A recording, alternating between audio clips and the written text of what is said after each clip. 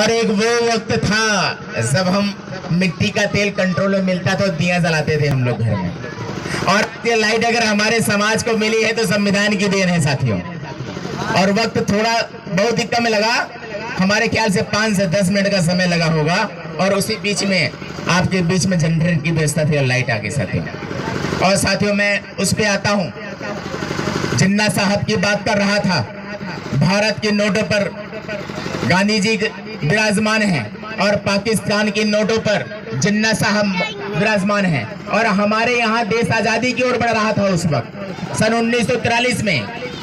तमाम देशों को पता चल गया, कनाडा को, यूएसए को, अफगान को, इंग्लैंड के गुलाम थे ही, हम अंग्रेजों के गुलाम थे। तो वहां पे जब आए तो देखे कि देश की आर्थिक स्थिति क्या है।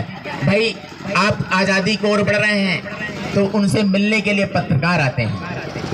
और उस वक्त जब रात के 9:30 बजे दोनों पत्रकार भारत पहुंचते हैं, तो जब भारत आते हैं तो सबसे पहले वो मिलने के पास किसके पास जाते हैं, जिसका गांव में नाम होगा।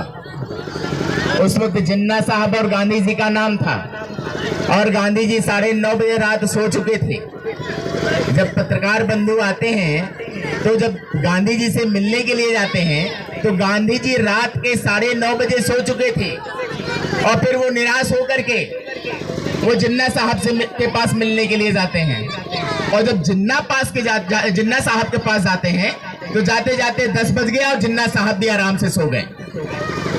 अब क्या हुआ, अब वो दो लोग निराश हुए। लेकिन जब कोई बाहर से आता था तो उनके रहने की व्यवस्थाएं राजभवन में हुआ करती थी।